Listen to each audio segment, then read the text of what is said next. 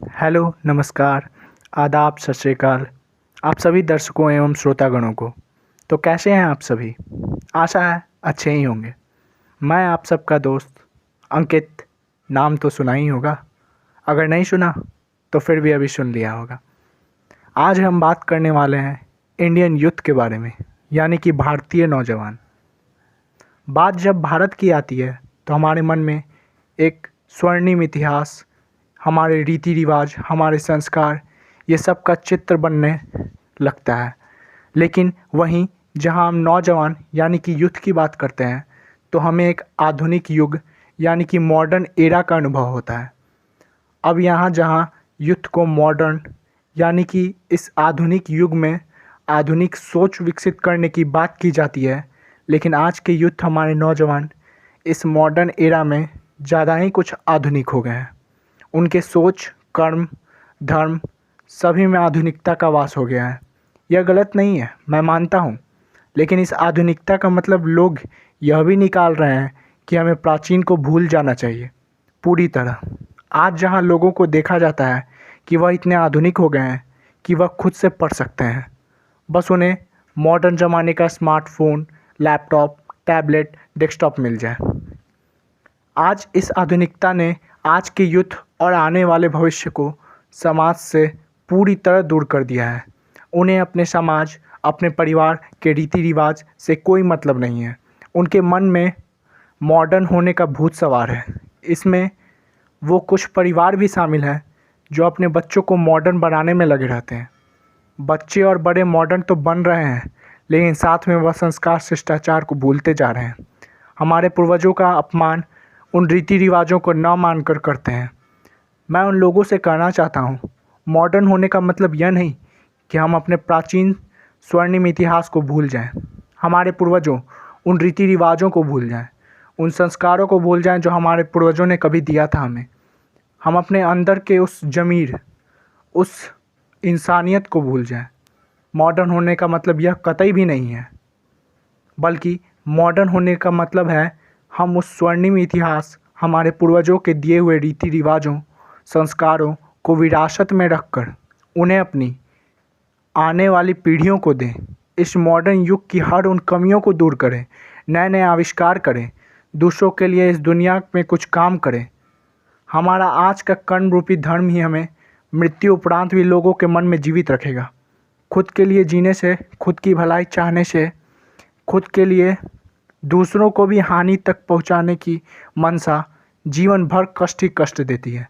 लेकिन अपनी कमियों को दूर कर, उन्हें अच्छा कर, लोगों को काम में लगाकर, दूसरों की भलाई कर, हम सदैव मन से आनंदित ही रहेंगे। आजकल लोग मैक्सिमम टाइम सोशल मीडिया पे चैटिंग, टॉकिंग करते रहते हैं।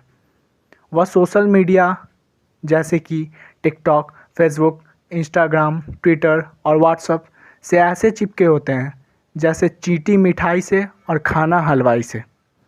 अगर यह आपके काम का हिस्सा है तब तो यह सही है, लेकिन अगर यह केवल टाइम पास के लिए है तो यह ठीक नहीं है। इस दौरान अपने इतिहास को भी जान सकते हैं। इससे आपको कुछ सीख मिलेगी और आगे बढ़ने का प्रोत्साहन भी मिलेगा।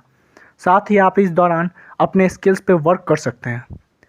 आप उसी सोशल मीडिया से या अन्य किसी जरिए या बिना उसके अपने इतिहास पे या कुछ और ज़रूरी बातें जान सकते हैं। इससे टेक्नोलॉजी का सही इस्तेमाल भी हो जाएगा और इस मॉडर्न युग का सही मतलब यही है। जो जानकारी हमें सालों भर पहले नहीं मिलती थी विभिन्न लाइब्रेरीज़ में या अन्य किसी साधन से, वो आज मिनटों में मिल जाती हैं। हमें इस मॉडर्न युग को जीना चाहिए इस तरह। हमें शिक्षक के मार्गदर्शन, माता पिता के आशीर्वाद में ही अपना लक्ष्य प्राप्त करना चाहिए। लोग इस मॉडर्न युग को जब केवल स्वार्थ से जोड़ते हैं तो इसका मतलब बदल जाता है, जो कि गलत है। मैंने कितने पिताओं, कितनी माताओं को देखा है सड़कों या वृद्धाश्रमों, जिनके बच्चे उनके बुढ़ापा का सहारा न बनकर बल्कि उन्हें प्रताड़ित कर, उनके ज़मीन जायदाद हथिया कर उन्हें घर से बाहर फेंक देते हैं। मैं उन बच्चों को धिक्कारता हूँ कि तुमने स्वार्थ के कारण उस माँ को निकाल दिया जिसने न केवल तुम्हें जन्म दिया बल्कि उससे पहले भी 9 महीने तुम्हें कोख में रख वह असहनीय पीड़ा सही। तुम्हें पाल पोस के बड़ा किया। अरे हम इस जन्म में क्या, हम लाख जन्म में भी ले लें तो भी उनका एहसान नहीं चुका पाएंगे। और तुम्हें वह एक ही जन्म में बोझ लगने लगी और तुमने उन्हें घर से निकाल दिया। धिक्कार है ऐसे वारिस पर। तुमने उस पिता को निकाल दिया जो तुम्हारे छत का कारण है, जिसने तुम्हें छत दिया। त्याग अगर माता ने किया है तो पिता का भी त्याग कुछ कम नहीं है। वह कमाते भी हैं तो अपने परिवार के लिए और अपने परिवार की शुभकामनाएं के लिए उसका दान भी करते हैं।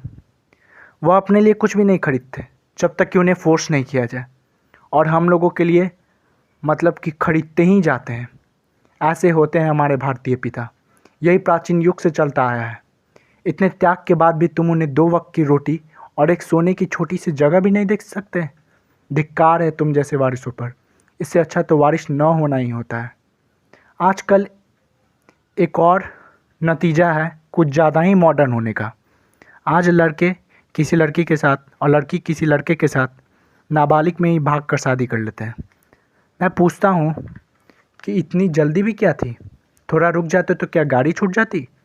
और कुछ ऐसे ही नहीं भागते, सारे डॉक्यूमेंट्स लेकर भाग जाते हैं। फेक आधार पैन बनाकर 18 से ऊपर बनने का ढोंग करते हैं और तब भाग जाते हैं, बिना यह सोचे कि जिस माता पिता ने उन्हें पाल पोस के बड़ा किया, आज उनको छोड़कर तुम भाग गए। क्या यही दिन देखने के लिए उन्होंने तुम्हें बड़ा किया? क्या उनके एहसानों का तुम पे कोई उधार नहीं है? उनके एहसानों का तुमने गला घोट केवल स्वार्थ सिद्धि के लिए उन्हें छोड़ दिया। और यह यहीं नहीं रुकते, जब पकड़े जाते हैं तब अपने माता पिता तो को तक नहीं पहचानते, अपने एक गुमनाम गैर रिश्ते के खातिर। मैं पूछता हूँ कि कौन माता पिता अपने संतान का सुख नहीं चाहते? उनकी तो यह एकमात्र इच्छा होती है कि मेरा संतान सुखी रहे। तुम्हें विवाह करना था तो उम्र होने पर उनकी मर्ज़ी से करते। उनकी मर्ज़ी के बिना, उनके आशीर्वाद के बिना तुम सुख की कल्पना कर भी कैसे सकते हो? उनके बुढ़ापे का सहारा न बनकर ही तुमने पाप किया है। स्वयं भगवान कृष्ण ने यह उदाहरण इसलिए ही दिया है ताकि लोग इससे सीख लें। इसलिए तो कहा जाता है, अगर सच्चे प्रेम का मतलब विवाह होता तो रुक्मिणी की जगह राधा का स्थान होता।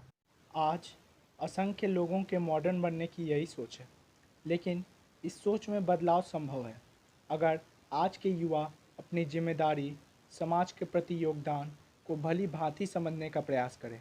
हमें यह नहीं भूलना चाहिए कि यह आज के युवा की ही शक्ति होगी जो देश में बदलाव का काम करेगी।